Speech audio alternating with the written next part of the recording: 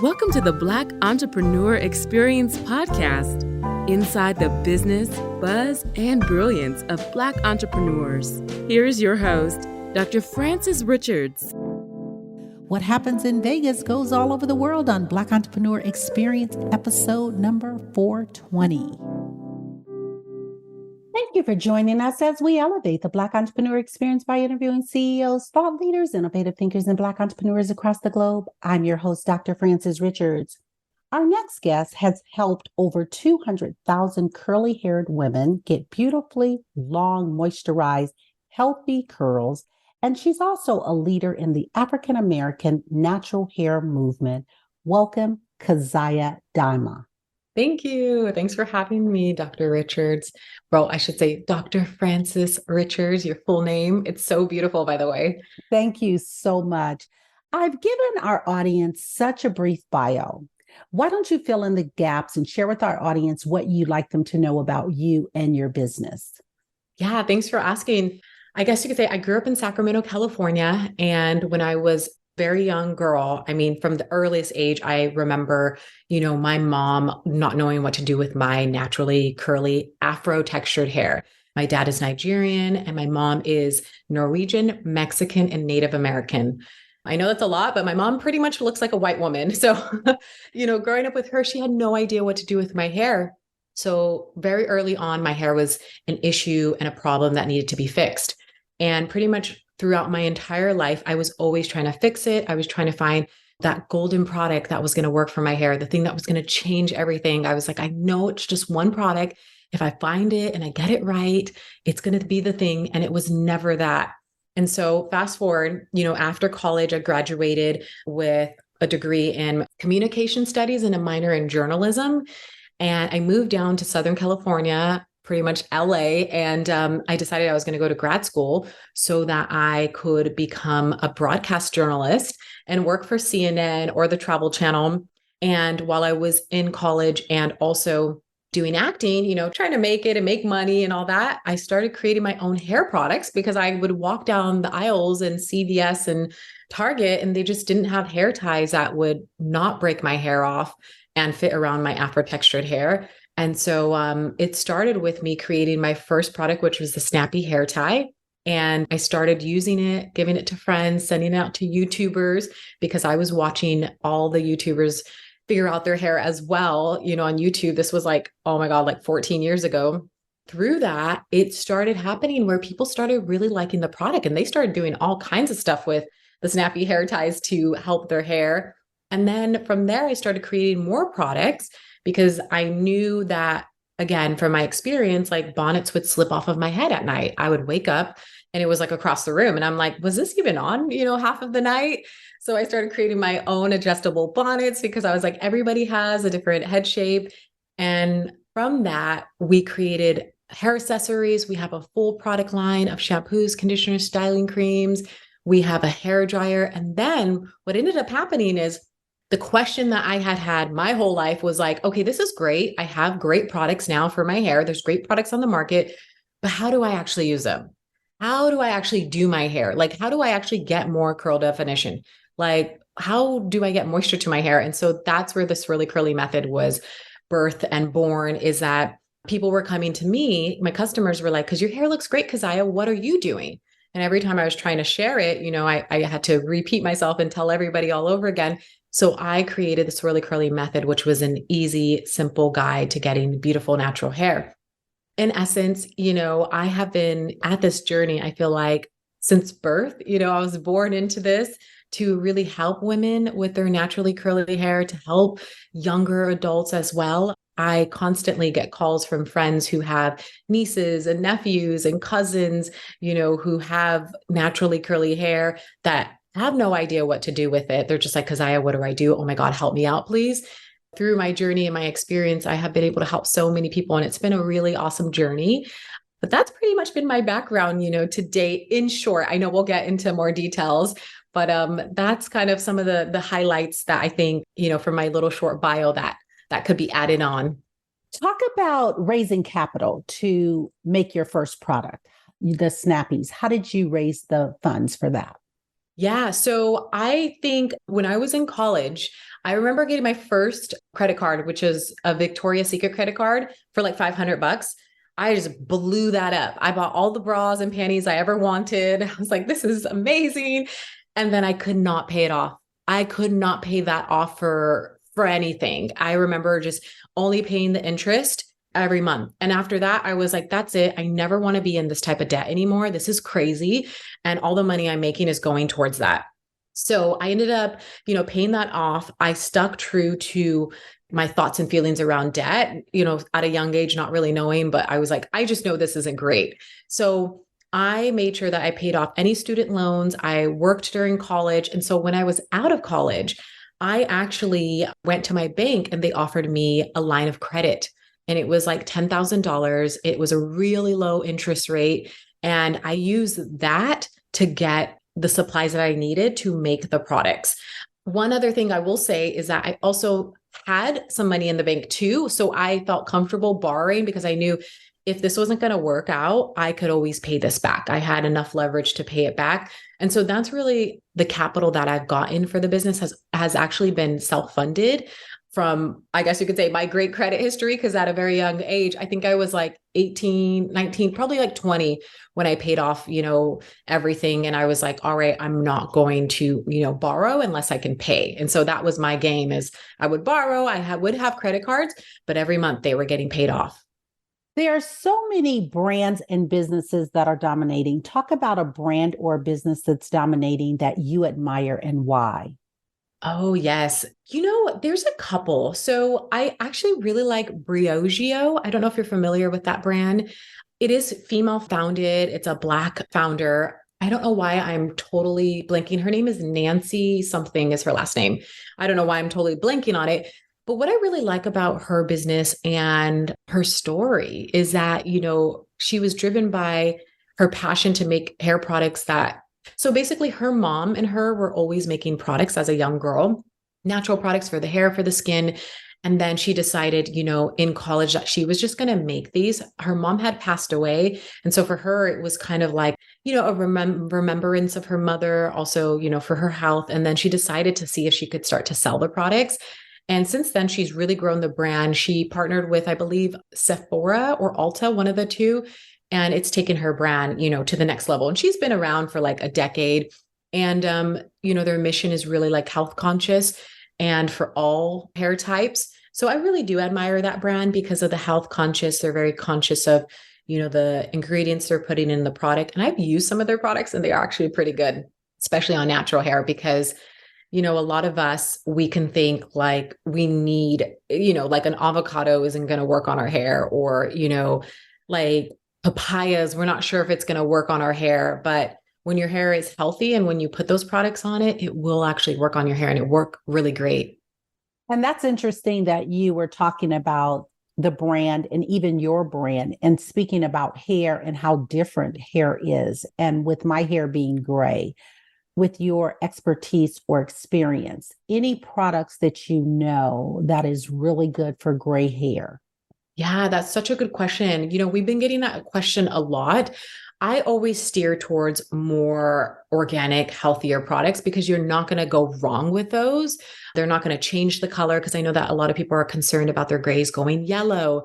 I know that when gray hair starts to grow through, it could be more coarse and more dry and harder to manage. And so I find when you're using more of the natural products that the hair will eventually start to relax and take in the moisture.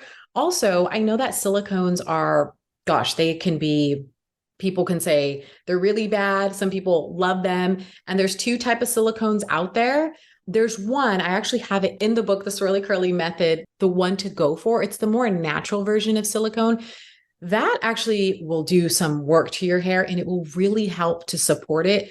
And what I recommend is not using the silicone product on your hair every single day or every single week, but doing twice a month or once a month can really help to nourish the hair like as a treatment and really help it. But focusing on natural products is going to be the best bet when it comes to the gray hair. Thank you for that. I want you to have a monologue. I want you to name this person. They've inspired you so much, Keziah. Who is that person and what are you saying to that person? Yeah. So that person is going to be my younger self. She is my why, and why I do this is that young girl that grew up in Sacramento, California, that didn't think her hair was beautiful, didn't think it was pretty enough, and always wondered, why was my hair the way it was when everyone else's hair looked so different? And to know now that, walking down that aisle in Target, like, these products are for her, they're for her hair, they're made for her. And women like her are doing amazing things in the world. And she can see herself and know that she's not an outsider, and that this world is hers, and that she's a part of it, and she feels accepted in the world. Talk to the mother out there with a biracial child. What advice would you give her referring to hair?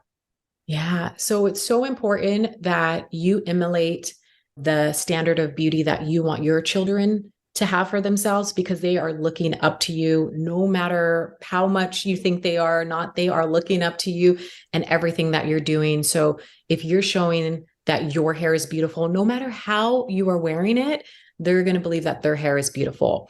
And to the mothers who do have straight hair, I recommend showing them your curly hair, showing them your more natural hair, so that they don't feel separated from you and feel different and feel like that they, for some reason, have completely different hair and they're in a different category as you. And so showing them how your hair could be frizzy, it could be curly, it could be a little wild at times, is really going to help them feel safer, feel more self-confident with themselves as well. And then also helping and supporting them at a very young age on how to independently take care of their hair. The more that you can help and involve them and show them, the sooner they're going to take care of their hair, and the sooner they're going to love their hair. And it really is so important that you teach them, and not someone else at a hair salon every other week, or, going to a barbershop, that you guys do it at home, because what it's teaching is that this is your hair, this is your body, and that you have to learn how to take care of it, because that is going to empower you. When we give it out to everyone else, so like a hairstylist or a barber, then it becomes, I don't know how to take care of my hair, I need to go out to get it done. Somebody else has to do my hair because I'm just not the person to do it. And that's how I was. I was like, oh, I want to look pretty, I need to go to the salon and get my hair done. Oh, it's prom, I need to get my hair done. And now for my wedding, we had our big wedding about 5 years ago.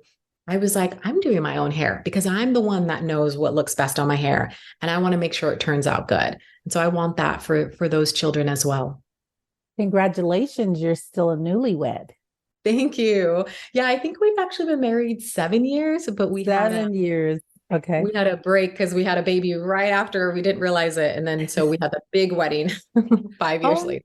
Oh, nice. That's awesome. That's awesome. Thanks for sharing that. What problem exists in the world today that you would like to solve? Wow. A big one that's been coming up is really, I guess you can say, the structure and support around families.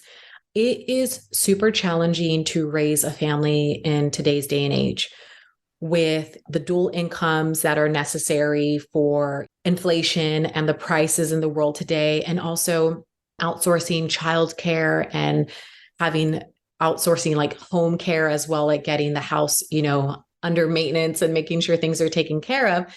And then also not having the community, so many people are spread apart, these days. And so this is something I was talking to my husband about. I was like, wow, like the US isn't really set up properly to have like a big family unless you live in Utah, which we talked about, and that is why people move to places like Utah, or they move to Costa Rica, where they can have these compounds and have this environment to support them and their family and their kids. And so I think it's been called the nuclear family that's around these days, and how everybody's on their own, trying to support their family on their own. And it's really not good for the parents. They get burnt out. They're doing so many different things. And, we've experienced that. We've traveled, we've moved away from family. And so I'm in the place now where I want to create more of these communities for myself, but for other people as well. And have that support around the world, and especially in the US, because, we're deemed as the most unhealthy, everybody has a therapist, and, all of that stuff, where you go to other countries and other other places in the world. And that's not really the case. People are happy because they have family around, they have support, their values are different. It's not the money game, it's the family, the health, and the like overall like wealth game for their life, and it's the generation game. And so that's where I really want to make that change in our family and families around me as well. And it's the proverb, it takes a village to raise a child. It is so true. And especially today. Yeah. Absolutely. What is one piece of advice that you're glad you followed? Oh, that's a good one. I would say the one piece of advice that I'm glad I followed would be just to try it out. Just try it out. When I came up with the idea for the snappy hair tie, immediately I said no. My brother saw it. It was in my, it was sketched on a yellow Post-it next to my desk, I should say. And it had been sitting there for, 6 to 8 months, and it was all dusty.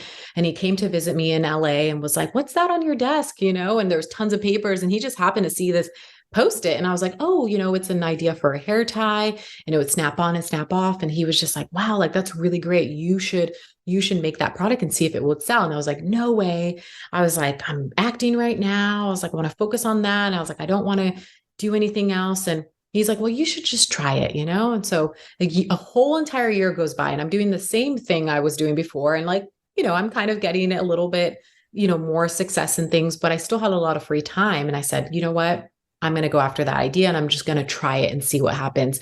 Because other than that, you never know what's going to happen. And sometimes things can seem super scary or seem like the right thing that you want to do, or seem like this is not ever going to happen. And then you just take that chance and amazing things can happen. It could take off, you can learn a lot about yourself, or it could fail, but you would find something else in that failure on what's your next step. And so definitely just trying it and not holding on to the idea of how it should look, because you never know how it's going to go. And that experience is true for not only starting my company, but also some of the product launches that we've done. My husband's like, we're going to do this hair oil. I'm like, "We're not a hair oil brand. What are you talking about?" And he's like, "But oh my God." He's like, "I survey all the customers. They want hair growth and all of this." And I was like, "No way." And we were like all against it. And my husband's like, "Come on, let's just test 500 units. And I was like, "Fine, 500 units. We sold those 500 units in like 2 days, gone. And I was like, "Oh my goodness." And so we started making it, and people absolutely love the hair oil that we have. And I would have never known if I wouldn't have tried it. So just trying it is the best advice that I'm glad I keep following. That is awesome. Thanks for sharing that. Talk about your top 2 mentors or influencers, and what lessons did they teach you? Wow, that's really great. So I would say even to this day, my brother is one of my top mentors, because he was the one who initiated the spark in me with the idea. He was like, "You should go forth and do it." And at the time, and he still has his own company. His company is called The Rich Barber, and he's a barber. And so he teaches other barbers how to make more money and make sure that the clients' hair like are amazing. And he's really good at his craft. So from the beginning, he has been such a great mentor, and he still, offers a lot of support, a lot of guidance and things like that. In terms of lessons that my brother has, shared with me, and his is pretty much like just go for it and never give up. Like there's going to be hard times. There's going to be great times. You got to celebrate the small wins and the big wins too. And you just got to keep moving forward. And he's always doing that. He's opened up barbershops, and he has a product line. He has a book. He has so many things. And some of the things have done well and some haven't done so well. And then in terms of influencers, there is one influencer that I really enjoy. Her name is Mimi Icon. And what I love about her is that we have similar or parallel lives, is that she started a business and she started working with her husband. Me and my husband work in the business together. And what I like is that she has always led with like her heart on things. And of course, there's a lot of like business advice out there around like selling and marketing and going hard. And this is how you get a customer to buy something. And she's always been like, "I'm going to share it with you. And if you want it, you're going to know you want it and you're going to buy it." She's like, "I don't have to sell you on it." And she's so authentic about that. And their business, of course, has done really well. They ended up selling it. And she's just always been really authentic with who she is and how she likes to operate. And so I love to take inspiration from her to ground myself and not get caught up in the fancy schmancy stuff and all the social media highlight stuff, and be more authentic about myself as well. You talked about wins. Take a snapshot of the last 30 days. What was your biggest win? I would say our biggest win in the last 30 days, I know this is going to sound so crazy, but it would be me attending a conference in Austin, Texas. I went to the Kajabi Hero Live conference, I should say. And that is something I typically don't do. I typically don't travel for work. I typically don't go to conferences. I turn those down mainly because we have 3 kids and the youngest is 1 year old. So traveling is really, challenging these days. And we just moved and I was only in Florida for a week. And then my husband's like, go to the conference. And I left for 4 days and I was so inspired. I met Jamie Kern-Lima. There was Brendan Burchard there. I mean, super top names. And it was so inspiring. And for me, that was an ultimate win, because in business, what I'm finding more and more to be true these days is the more you step away and work on yourself, the more the business is going to grow. Because if I personally can't see the vision myself for something, and I can't hold, I guess you can say, the amount of work it's going to take to produce and put something out and create it, then the business isn't going to grow. Like if I can't tell my team what to do and have them implement and tell them, what it's going to look like, what's the feeling, what are we selling, what's the whole campaign, then we're not going to grow. And so before, I always try to power through and I'm like, work more. And more so these days, I take more time off. I take more steps back. I take more time to think and then to implement. And that has been a really, I guess you could say, game changer for me, because I look at our sales and I'm like, wow, I was like, I didn't work as much, this month, and we're kind of doing the same. And it's because I'm able to step back and put that stuff, that energy, I guess you can say, I'm able to recharge my energy mentally, physically, emotionally, and then put it back into the business. Talk about working with your husband. So It would be marriage and managing a business and being founders together or working together. Yeah. And having babies together too, like, and having screaming.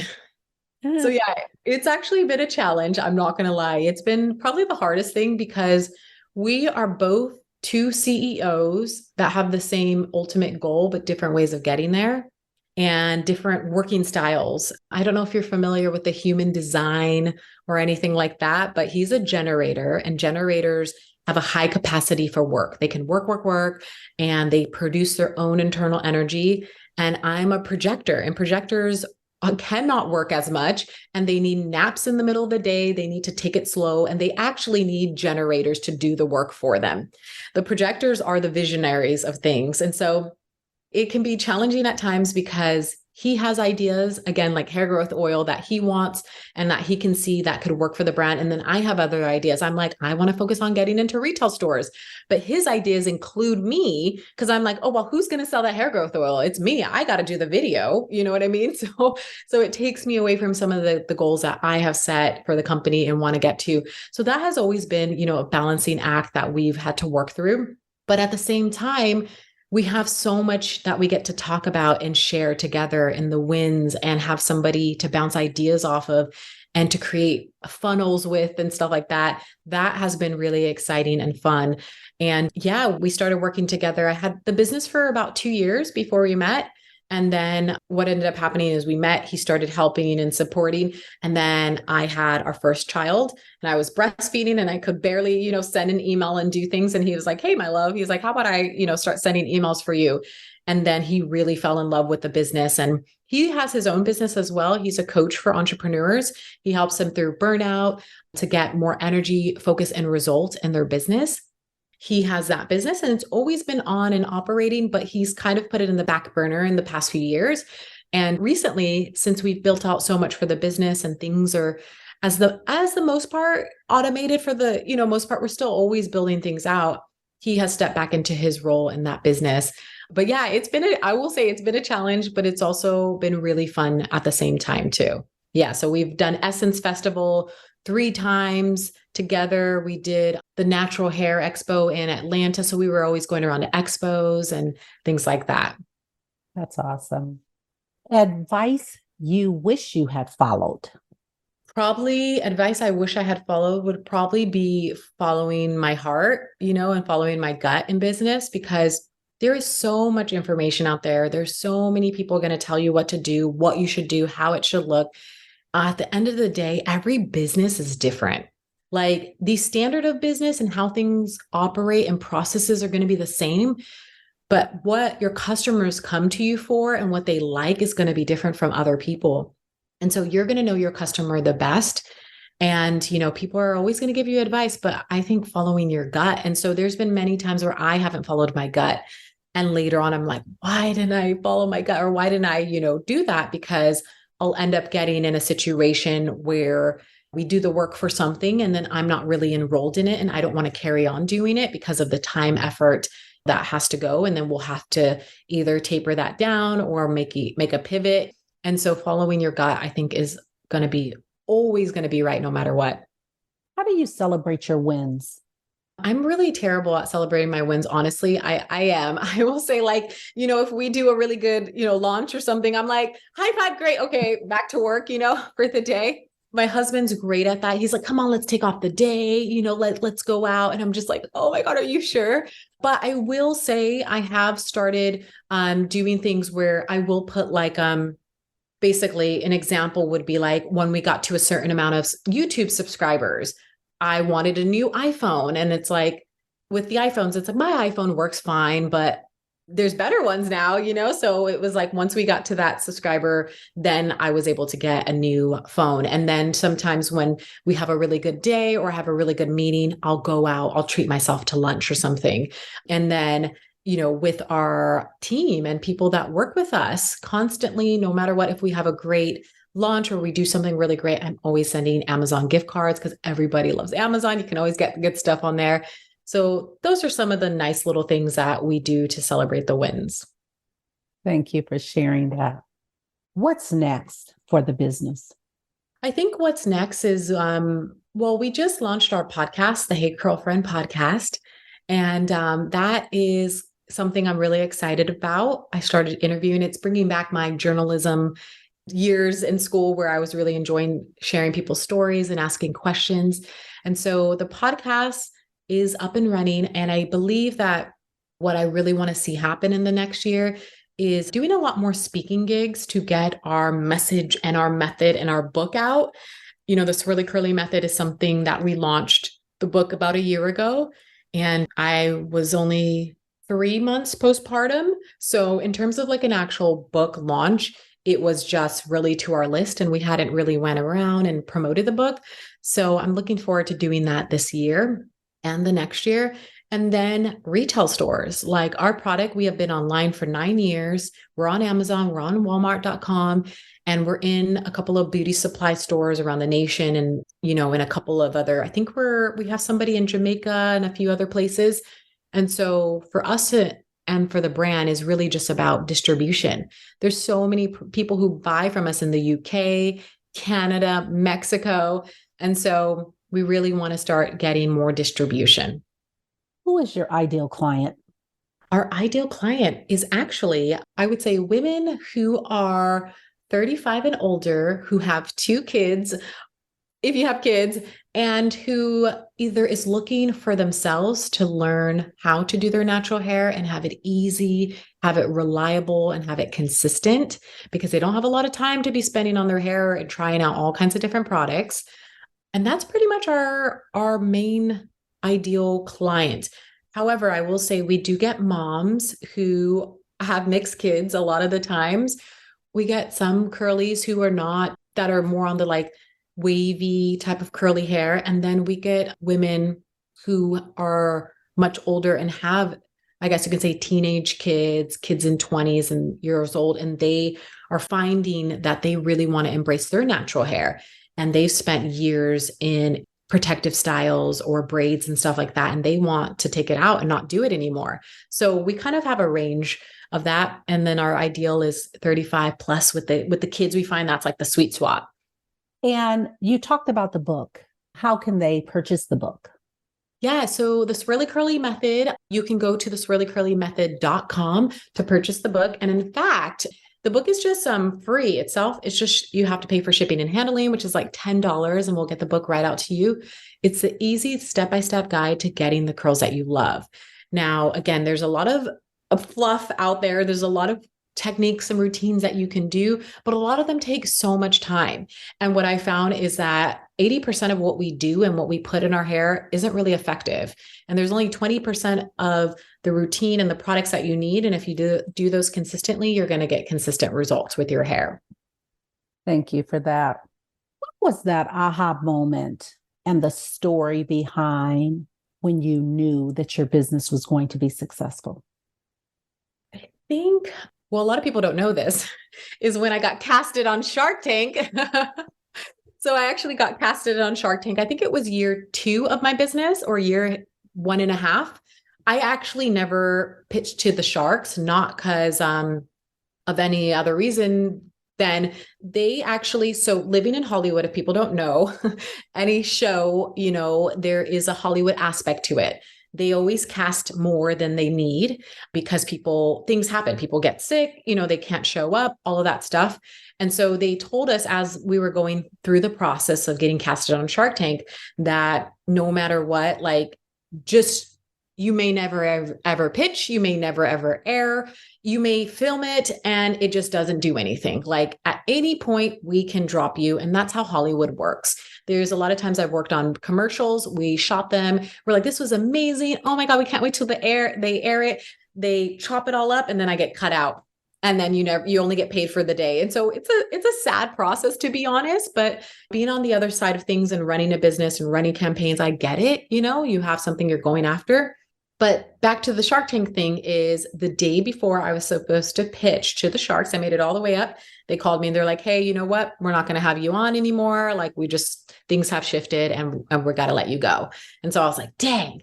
But, to the fact that Shark Tank thought I had a good enough business model and product, I was like, this is going to work. And then also, whenever I would show people, their eyes would light up when they saw my hair tie. And they're like, no way. Like, oh my God. And I knew from that moment, I was like, I'm onto something and I got to keep going with this. What is the biggest takeaway from our conversation today? What do you want our audience to leave with? I think the biggest thing I want the audience to leave with is, if you're starting a business, if you're thinking about a business, just go for it, because you're never going to know what could happen for you if you're just sitting and thinking about it. Thinking about stuff is good, but it's not going to get you the results that you're looking for. You have to put in some actions, and the more actions you put in and the faster you put them in, the faster you're going to know. And then ultimately for, women who are considering wearing their hair natural or have natural hair and still haven't found a place where, or I guess you could say like a hairstyle that they like on their hair, is like just to keep trying it and to definitely don't give up, and know that no matter what, you're beautiful and your hair is beautiful, and just start accepting what you see in the mirror and just say to yourself that you are beautiful, because trust me, your whole vision and outlook of your hair is going to change. If you change that, your hair is going to change and everything in your world is going to change as well. And when you talk about moving faster forward, executing faster to know, you've had a lot of stories, a lot of women that you have come in contact with and you've helped with their curly hair. Tell us a story that, I know there's many that come to mind that you want to share, that you feel it just really lights you up when you heard about the results of the person using your product or reading your book. Yeah. So I can think of, there's so many, and especially like on social media. So I'm just trying to think in terms of names. Well, example or a story I can tell is that there was a woman who came to me, and there's been a lot, and they'll write me on Instagram and they're like, hey, I really don't know what to do with my hair. It breaks a lot. It shrinks a lot. I don't really know what products to use. Like, can you help me? And so what I recommend is I always ask them for like a picture. I'm like, send me a picture. Let me see what's going on. Because if I can see your hair, then I can tell, what's going on. And then she sent me a picture. And then I was like, okay, I was like, first thing, I was like, what are you using on your hair? And a lot of times I find people using a lot of heavy oils and shea butters and things like that. And I'm like, you got to stop using that. And I was like, start using these products and start steaming your hair. And so depends on what's going on. I will recommend them our products, which is the Mango Moringa line, because it's all focused on moisture, which is the biggest issue for most naturals is just getting moisture curls, like, or moisturized hair. And then like they'll go off and I'll give them a few recommendations. And sometimes I even give them recommendations.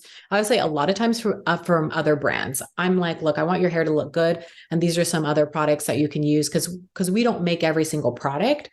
And I'm like, if you use this is going to work. And so time will go by and everything, and I'll forget about that person and they'll write me back and they'll be like, Keziah, I did what you said. I'm like, I got the book, I got the brush, I got this.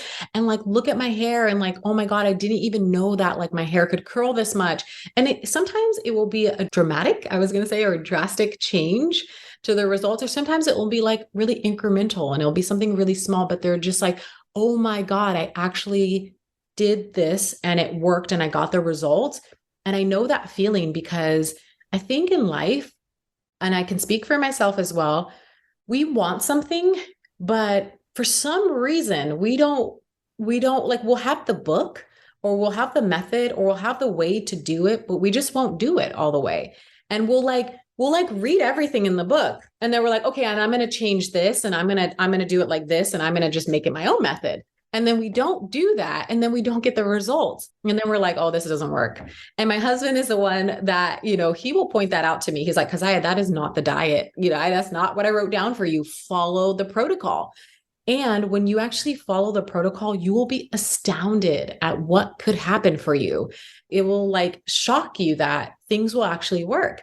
And so one thing I tell people in our, so we have an online community called CurlCollege, and CurlCollege is basically the SwirlyCurly method in full, plus everything else you can think of for your natural hair. It's, talking about hair growth, secrets to a healthy scalp. We have the maximum moisture masterclass in there, just so many things in a community. And what I tell people in there is I'm like, did you follow the protocol? And then tell me your results. And when they do, and they go back and they do it to the T, they're like, oh my goodness, it actually worked. So that is something that in terms of stories that always shock me and get me excited is that when people do really follow it, they do get the results. And then I'm like, okay, this is great. It does work. We know this works. I want you to have a thank fest. This is an attitude of gratitude. And I want you to thank people and situations that have really impacted your life. Yeah. So first I got to say thank you to my incredible, amazing husband. He has really been such a motivation, a push, like my biggest cheerleader for moving the business forward and really testing me in terms of stretching myself and doing uncomfortable things and trying things out. So thank you to my husband. I got to say thank you to my family, like my mom, my dad, my husband's mother, because all of these people have lived with us for a certain amount of time or come visit and take care of the kids. They're like trying to keep them quiet while I'm on a masterclass, at 6 p.m. during dinner time. And they have just been so supportive of our brand and what we're doing. And like, I am so, so grateful for them. I can't say enough because not only do they have their own lives, they're willing to put aside what they have to help and support us. And really thankful to all of our customers at SwirlyCurly. I mean, just trusting us with your hair, trusting us with your life. I know when purchasing something, you really want it to work. And I just know, we all work really hard for our money. And I want to make sure that, our customers are supported. And I'm so grateful for all of them. And also grateful to God to be alive and to be healthy and well, to continue on to this journey and seeing how things go. And then also grateful for like the entrepreneur community, people like you, Dr. Francis, and other people who have had me on their podcast and, other brands who we've collaborated with and things like that, because it can be a really lonely road, entrepreneurship. with your team, with your business, and you're focused on your sales and everything. But everyone else that I have been able to collaborate with has really been awesome. And I'm so thankful for them too. Keziah, if you conducted this interview, what is the one question you would have asked yourself? I want you to ask the question and answer it. Maybe, how has it been being a Black entrepreneur? And so I will say it's actually been great. I think Black people support Black businesses so well. I can't tell you how many times I have been at a hair expo and people have just bought the product because it was me. And they're like, I want to support your business. You're a female founder, you're a Black woman, and I'm going to just get it and give it to somebody. And I have been so shocked. I mean, I got to tell you, like 15% of my sales come from that. And Black people are always supporting other Black business. They want to, and they're looking for you. They want to support, they want to show love. And it's amazing. And I'm really appreciative of that community. And I want us to grow even more and continue to support each other. But I'll say it's been awesome. And I'm so grateful to be Black and to be a Black entrepreneur.